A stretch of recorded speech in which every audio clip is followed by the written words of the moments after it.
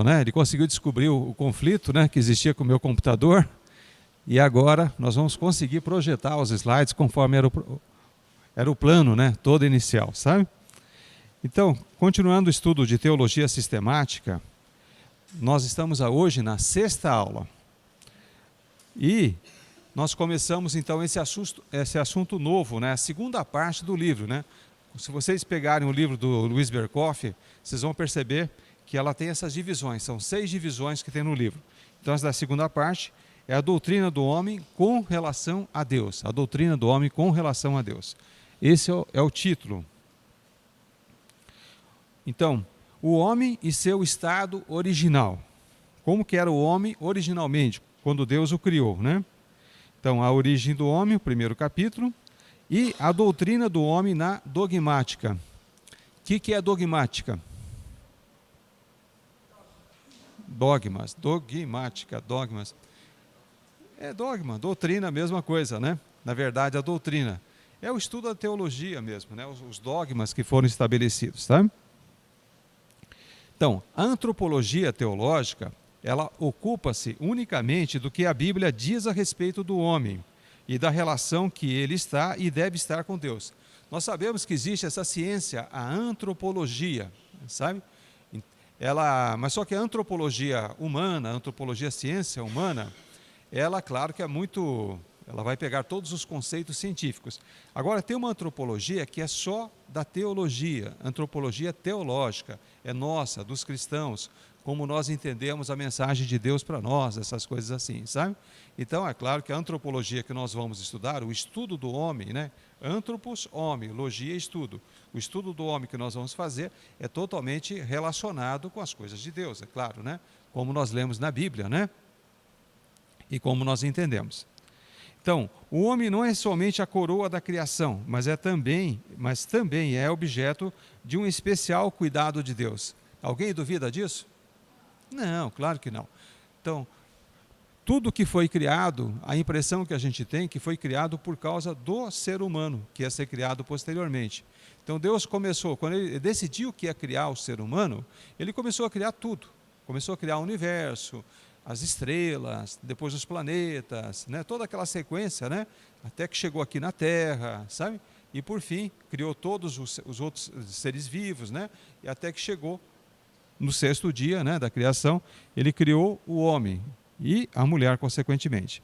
Então, o relato bíblico da origem do homem, nós já estudamos no assunto anterior, aqui vai ser quase como uma repetição, né?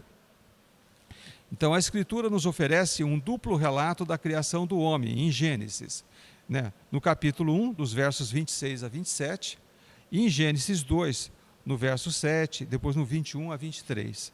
Então, ali tem, primeiro, em Gênesis 1, nós temos a ordem praticamente cronológica, né? Como é que foi todo o processo de criação, sabe? Em Gênesis 2, o foco está no ser humano, como as outras coisas foram criadas em prol do ser humano. Acho que eu já dei esse exemplo aqui, mas só para repetir, né? Gênesis 2 é mais ou menos assim, né? Alguém pergunta, vocês conhecem o fulano? Ah, conheço. Ele é um homem de 40 anos de idade, né? Daí volta lá para o começo. Ah, mas ele nasceu, né? No ano não sei quanto, né? Na cidade tal, do jeito tal. Quando ele já estava mais velho, a pessoa vai para frente e vai para trás, né? Entendeu? Mas está falando uma mesma pessoa. Então, Gênesis 2 é mais ou menos assim. Em volta do homem, ele cita vários assuntos. Vai para frente, vai para trás, vai para lá, vai para cá. Mas tudo que é importante com relação ao homem, no processo de criação do homem, é falado novamente em Gênesis 2. Mas o assunto é o mesmo. Tanto Gênesis 1 como Gênesis 2 fala do processo de criação. Como Deus criou tudo, em Gênesis 1, e como Deus criou o homem e as coisas em volta do homem, em Gênesis 2. Então, em Gênesis 2, agrupa as coisas em relação ao homem, sem nada implicar com respeito à ordem cronológica do aparecimento do homem na obra criadora de Deus. E indica claramente que tudo o que precedeu serviu para preparar uma adequada habitação para o homem como rei da criação. Questão de prova vai ser? Vocês vão responder esse slide inteiro? Sem conferir o slide, né? Então, a criação do homem foi precedida por um solene conselho divino. Então, quem decidiu que o homem fosse criado? Foi questão da prova de hoje, né? Nós estamos repetindo. Quem foi que decidiu? Os três. Eles fizeram um conselho, eles chegaram num acordo. O Pai, o Filho, o Espírito Santo, eles chegaram num acordo, certo? E decidiram, o homem vai ser criado. Quer dizer, claro, cada uma das pessoas, né, da Trindade, né, ele ocupou em certos aspectos, né, do processo de criação. Mas o façamos, pelo menos no meu entendimento, o façamos, ele fala sobre a Trindade. Ele representa a Trindade, façamos, né? Façamos. Então ele está no plural, não por acaso, sabe? O façamos é porque representa a Trindade. Representa o Pai, com certeza, né? Representa o Filho e o Espírito Santo. Normalmente a gente atribui a criação só ao Pai, mas não é, sabe? Todos os três, né? Todas as três pessoas da Trindade, né? Todas elas tiveram importância. Claro que esse façamos, ele é usado em outras situações. O plural de majestade, vocês já viram o rei falando? Entendeu? Nós fizemos isso, né? Nós é muito... Ele quer dizer que ele fez, ele aquele rei poderoso e tal, né? Entendeu? Ele usa o nós também, mas não é nesse sentido que está na Bíblia. Entendeu? Como estava falando até para Socorro agora há pouco, nós tivemos aqui a oportunidade de ter um judeu falando a respeito desse façamos também, né? O Irani convidou uma época, um judeu veio aqui, ele deu uma aula para nós e tal, e essa questão eu fiz para ele também. E a resposta dele que o façamos era Deus, né? Que era único, só tem um Deus, mais os anjos, por isso que Deus usou o façamos, Deus mais os anjos. Então essa é a interpretação que os judeus, os rabinos têm, né? Com relação ao façamos. E plural de auto-exortação, né? Também, né? Então, a criação do homem foi, no sentido mais estrito da palavra, um ato imediato de Deus. O que isso significa? Evidentemente, a obra de Deus na criação do homem não foi imediata, né? Ele fez uso de material pré-existente para a criação do corpo humano, mas já na criação do espírito humano, não. O que tem o imediato e o mediato? Quando o homem foi criado, o espírito já estava pronto? Quando o homem foi criado aqui na terra, quando ele pegou o barro, fez aquele bonequinho de barro, né? Que é o corpo humano, no caso, sabe? Quando Deus pegou e fez o modelo lá de barro, o espírito já estava pronto ou não? Estava. Estava lá no céu. E quando é que Deus fez esse espírito? Só ele sabe quando, né? E para ele não existe tempo, né? Entendeu? Então não tem uma data específica, mas ele já estava pronto, o espírito humano, inclusive, né? Ele simplesmente, o que Deus fez naquele bonequinho de barro? Ele soprou, ele transmitiu, né, para aquele boneco que ele fez de barro, ele soprou. Claro que o barro também foi ele que fez, né? Mas ele fez numa época anterior, essas coisas assim, sabe? Vocês sabem do que é feito o barro? Do que é feito a terra, propriamente dita? Qual que é a matéria-prima para fazer a terra? Você sabe que as estrelas, assim, o Sol inclusive, né, que é uma estrela, eles ficam queimando continuamente, certo? Hidrogênio vai queimando. De tanto queimar, vira uma poeirazinha, sabe? E essa poeira é soprada por todo o universo. Em alguns locais, elas se ajuntam. Você já viu como é que se forma pedra nos rins, por exemplo? Não é aquela poeirazinha do ácido úrico, tal, que vai se grudando até virar uma pedra? E diz que de tanto soprar a poeira para cá, a poeira para lá, a poeira para... né, segundo os astrônomos, uma hora ela se ajunta em algum lugar e ela vira um corpo, um planeta, sabe? Então, quando está queimando as estrelas, já está formando a matéria que vai fazer a Terra posteriormente, né? A Terra, não só dessa Terra, mas a Terra de todos os planetas, sabe? E essa matéria-prima, claro que foi criado, né, em última instância por Deus, foi usada por Deus para fazer o bonequinho de barro. Se a gente for analisar o nosso corpo, assim, do ponto de vista bioquímico, é impressionante. É terra pura mesmo. E qual que é a comida do homem? Do homem, da mulher, do ser humano? E dos animais também, né? O que a gente come para viver? A gente come terra. É, porque o que que é a planta, o que que são as plantas? As plantas retiram todo os componentes dela, né? Os sais minerais, essas coisas, o carbono, tira da terra. E a gente depois come terra. E a gente vive de comer terra. Nós somos feitos de terra, o nosso corpo, e a gente vive comendo terra. E vive disso. Essa. Tudo vem da terra. Nós somos de terra, nós comemos terra, vivemos de terra. Sabe, entendeu? Toda a riqueza vem da terra, o Irani está lembrando, tudo é da terra, sabe? Entendeu? Então é o processo, é o ciclo da vida, sabe? Tudo é terra, tudo é terra. E essa terra, claro, não está aí por acaso, foi Deus quem criou, sabe? É todo o processo de criação. Então, o Espírito, prontinho, Deus estava pronto, estava em Deus, né, na verdade, o Espírito, e o corpo, ele pegou e construiu com aquele bonequinho de barro. Então, em distinção das criaturas inferiores, o homem foi criado conforme um tipo divino. Na narrativa da criação, a criação do homem sobressai como alguma coisa distinta, característica. Tudo foi criado, né? Tudo, quer dizer, cada animal que Deus criou, ele primeiro fez um bonequinho de barro, depois aquele boneco teve vida, essas coisas assim, certo? Então todo o processo. Mas alguma coisa no homem não foi igual. Teve uma diferença, teve um plus, teve um a mais, sabe? Então, distingue-se claramente os dois diferentes elementos da natureza humana. Os dois elementos são o corpo e o sopro do espírito de vida, nele soprado por Deus. E com a combinação dos dois, o homem se tornou alma vivente.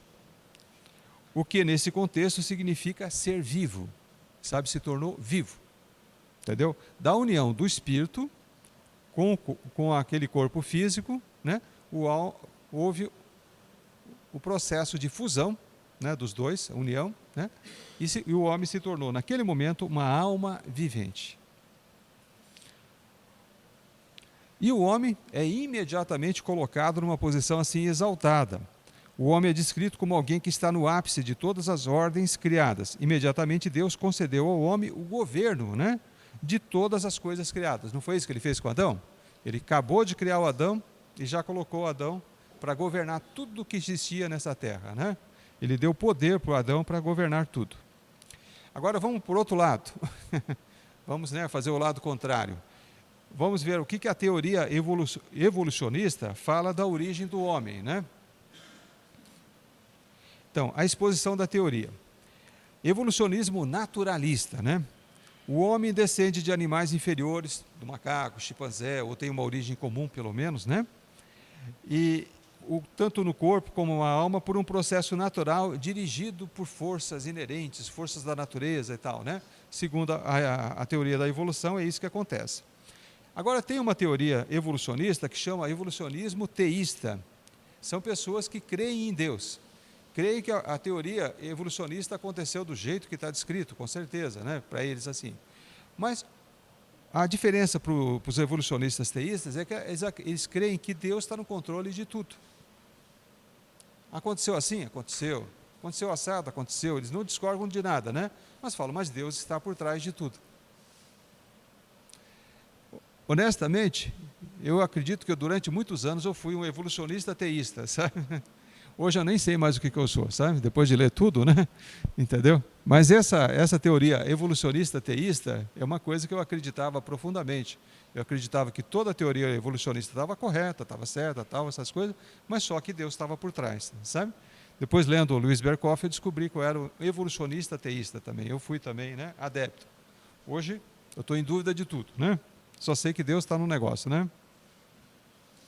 Bom, agora, objeções à teoria.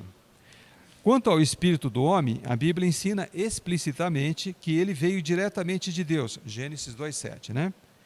E, portanto, não pode ser considerado um desenvolvimento natural de alguma substância previamente existente. Pelo que a gente entende, o que Deus usou para fazer o espírito humano? Lá na glória, não foi aqui, né? Antes do universo ter sido criado. Quando Deus resolveu fazer o espírito, falou, eu vou usar o espírito da Socorro, por exemplo, né? O do Sérgio, do Irani e tal. Qual a matéria-prima? nada. Ele não usa nada, ele do nada, ele nos fez, sabe? Isso que a gente entende. Lá na glória, ele pegou e falou, faça-se, e fez.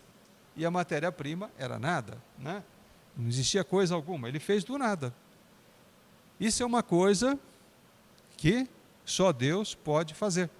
Vocês queriam saber coisas que só Deus pode fazer? Criar do nada não é uma coisa que Deus pode, só Ele pode fazer? Ou alguém mais pode? Tanta coisa que a gente sabe que só Deus pode fazer, meu Deus do céu. Vocês estavam em dúvida ainda? Só Deus pode fazer, só Deus pode fazer isso. Criar do nada é uma coisa que é típica de Deus. Nenhum ser humano, por mais inteligente, por mais capacitado, e nenhuma criatura de todo o universo, né? Entendeu? Se existia lá os ETs, que a gente fica lá de vez em quando se perguntando, será que existe, será que não existe? Eles não conseguem fazer do nada. Os anjos não conseguem fazer do nada. O diabo não consegue fazer nada do nada, sabe? Tudo depende de alguma coisa pré-existente, sabe? Só Deus que consegue criar do nada. Sabe? Tirar do nada e fazer, criar. O diabo deforma as coisas que Deus faz, certo? Mas ele não cria. Quem cria é só Deus. Em Jó 33,4, o Espírito de Deus me fez. A gente pode repetir isso com convicção? O Espírito de Deus me fez. O sopro do Todo-Poderoso me dá vida. O sopro do Todo-Poderoso me dá vida. Então, a conclusão, né, que está em Jó 33,4. O Espírito de Deus me fez.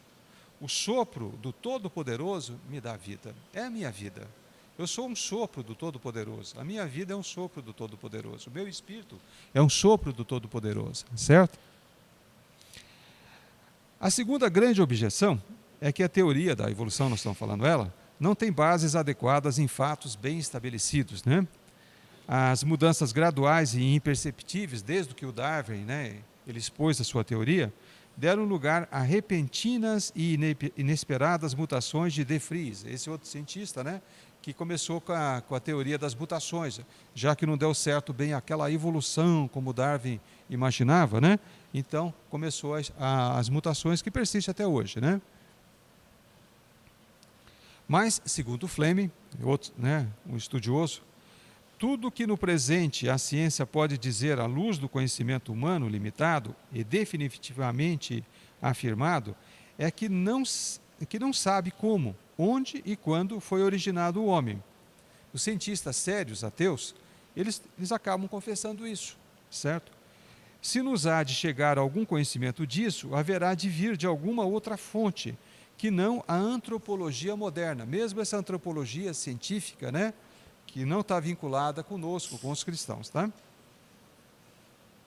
Vamos lá de novo. A origem do homem e a unidade da raça. O testemunho escriturístico da unidade da raça. A Escritura ensina que a humanidade toda descende de um único casal humano. Nisso a gente bate com a ciência, sabe? Os cientistas concordam com isso, que no começo era um único casal, certo? O indivíduo é uma parte fracionária da natureza humana, separado da massa comum e que constitui uma pessoa em particular. O que é um indivíduo, né? Então é uma partezinha, uma fração, um nada, né? Em Atos 17, 26 está escrito assim: de um só fez ele todos os povos, para que povoassem toda a terra, tendo determinado os tempos anteriormente estabelecidos e os lugares exatos em que deveriam habitar. Tudo no plano de Deus. E foi de um só, do Adão, que consequentemente dele derivou a Eva, e todo mundo tem origem a partir disso. Então, o testemunho da ciência em favor da unidade da raça. De várias maneiras, a ciência confirma o testemunho da Escritura em prol da unidade da raça humana. A própria ciência concorda, né? Que era assim no começo. Então, argumentos da história. As tradições da raça dos homens apontam decisivamente para uma origem e uma linhagem comuns na Ásia Central. Tem pessoas que falam hoje que é na África, na Ásia Central, essas coisas assim, né? O autor, o Luiz Berkoff, usou essa da Ásia Central. Mas segundo a própria evolução, né, a teoria da evolução, a origem do ser humano está hoje em dia se acredita que ocorreu na África, sabe? Argumentos da filologia. O estudo das línguas humanas indica uma origem comum. Por mais diferente que seja japonês do nosso português, se a gente for observar bem, existe muita coisa em comum, sabe? Elas têm uma origem comum. Toda a linguagem humana tem uma origem comum, sabe? Eles desenham, fazem isso, fazem aquilo, né? Alguém entende japonês aqui? O Ailo não está aqui hoje, né? Senão ele entenderia, né? Argumentos da psicologia, né? As almas humanas, quaisquer que sejam as tribos ou nações a que pertençam, são essencialmente idênticas.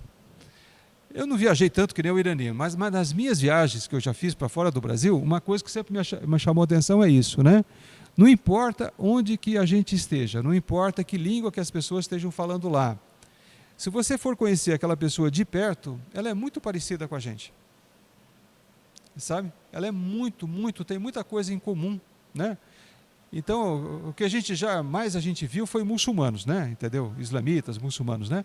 Como eles são parecidos com a gente? Eles têm os mesmos problemas, os mesmos sentimentos, os mesmos conflitos, né? É gente que nem a gente, sabe? Entendeu? É a prova maior que nós, assim, temos a mesma origem.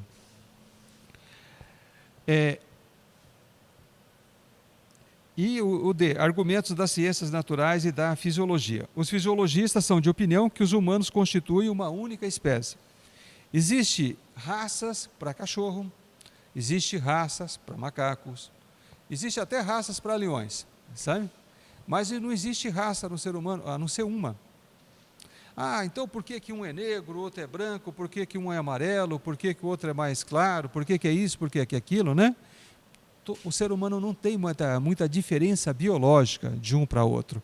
Quando a gente vai analisar profundamente o funcionamento de um ser humano, todo mundo é muito parecido. Esses aparentes conflitos externos que existem entre nós, que a gente fala que é raça tal, isso não existe para o ser humano. Nós somos muito, mas muito parecidos. Todos nós, os seres humanos, são muito, muito próximos, sabe? Então, para o ser humano especificamente, nem a ciência admite que existe mais do que uma raça. Só tem uma, sabe? Então, a natureza essencial do ser humano, do homem, né? Quando for a hora, você me avisa, tá, Maria? Tá. Os elementos essenciais da natureza humana. As diferentes opiniões que foram comuns na história humana, dicotomia e tricotomia. Isso foi um dos conflitos que eu tive, né, quando comecei a estudar assim, as coisas de Deus, né? Quando falava de tricotomia, né, Felipe? Que tricotomia para mim, até então que era médico, era cortar pelo, né? Raspar o pelo da pessoa. Quando eu faço a barba, por exemplo, eu estou fazendo uma tricotomia, sabe? Entendeu? Para mim, quando raspa uma pessoa para poder fazer uma cirurgia, é uma tricotomia, sabe?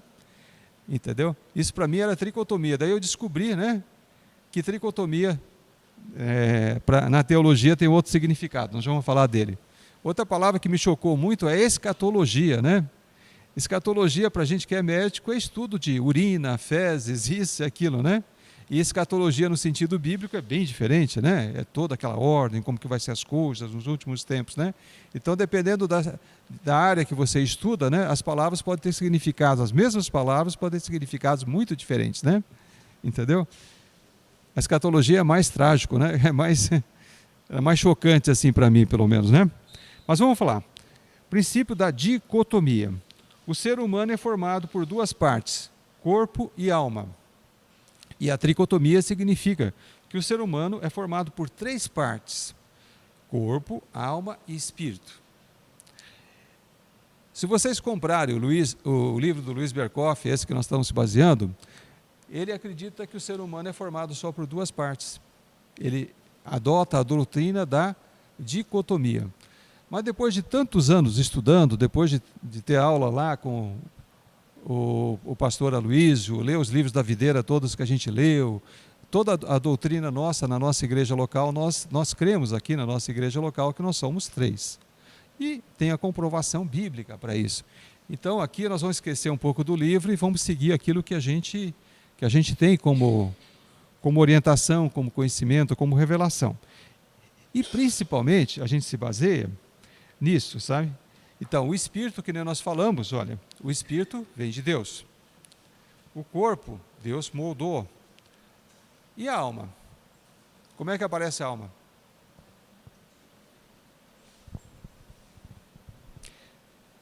A alma, para nós, é a conexão. É o meio de conexão que existe entre o Espírito de Deus e o corpo humano. Sabe? Então, aquele meio que une os dois, né? aquela ponte que une o Espírito que veio de Deus com o corpo humano, é isso que nós chamamos de alma. Quando a gente estudava maturidade espiritual, nós estudamos exaustivamente essas questões, né? Então, a gente falava que o espírito tinha 3 funções, que a alma tinha 3 funções e o corpo tinha 3 funções. Se lembra disso ainda? Quem fez o curso de maturidade? Ninguém. Você fez, né? Maturidade espiritual. Isso, então. Então, quais são as 3 funções do espírito? Se lembra ainda? Isso. O espírito, nosso espírito, ele tem 3 funções, né? A primeira delas, muito importante, a gente chama de intuição. Como é que funciona a intuição? Vocês conseguem sentir a presença de Deus, mesmo sem ver? Fala, olha, Deus está por aqui. Vocês conseguem sentir o que Deus está querendo que você faça? Olha, é o Espírito Santo, claro, se comunicando com a gente, né? Porque ele está no nosso espírito, sabe? Então, olha, eu acho que isso agrada a Deus, eu acho que aquilo não agrada a Deus e tal, entendeu? Então, a gente sente essas coisas de Deus porque nós somos dotados do Espírito, claro, que tem essa função, que chama intuição. A segunda função do Espírito é consciência. Nós temos consciência de quem nós somos, né, de quem as outras pessoas são, todas essas coisas, porque isso também é uma característica do Espírito, nós somos conscientes. E a terceira característica é a comunhão. Nós temos até uma matéria, né, comunhão no Espírito, né? Nós temos uma disciplina inteira falando só sobre comunhão no Espírito, sabe? Então nós temos comunhão entre nós, e principalmente nós temos comunhão com Deus, por causa do nosso Espírito também. Ele que nos dá essa característica, nós conseguimos ter comunhão com Deus e comunhão entre nós, né, por causa dessa função espiritual. E a alma também tem 3 funções básicas. Quais são elas? Essa é mais fácil. Mente, né, raciocínio, mente, intelecto, mente, emoções e vontade. E o corpo também tem 3 funções básicas. A do corpo é um pouco mais polêmica, né? Porque a gente acha que tem mais do que 3, né? Mas basicamente o corpo, ele tem não é intuição, é instinto. Nós temos instinto. Por exemplo, se o nosso corpo, nosso dedo, né, toca numa chapa quente, não precisa vir uma ordem do espírito ou da alma para a gente tirar o dedo de lá. Nós temos um reflexo imediato, né? Nós temos instinto. Tchá, né? Colocou, tira. E a segunda função é justamente essa. Nós temos percepção. Nós conseguimos sentir que a chapa está quente. Sabe? Nós conseguimos ver, nós conseguimos ouvir. Então é percepção. E a terceira, nós temos uma reação. Sabe? Então a reação, eu tenho que ir até tal local, então eu consigo me locomover, eu tenho que expressar alguma coisa para alguém, a capacidade de falar, por exemplo, né? Emitir sons, né? Entendeu? Então, essas todas assim fala sobre a expressão. Tá. Entenderam, então? Vocês concordam comigo que o ser humano é formado por 3 partes? Por espírito, pela alma e pelo corpo. E a alma é a conexão do espírito, né, com o corpo. Então, os ensinamentos da Escritura sobre os elementos essenciais da natureza humana. A Escritura afirma, de modo claro, que o ser humano é formado de 3 partes, corpo, alma e espírito, de modo análogo a Deus, que também é formado por 3 pessoas, Pai, Filho e Espírito Santo. Nisso, nós copiamos Deus, ou seja, Deus nos fez de uma maneira parecida com aquilo que Ele é mesmo. Nós não somos imagem e semelhança de Deus? Isso é mais uma prova. Pronto.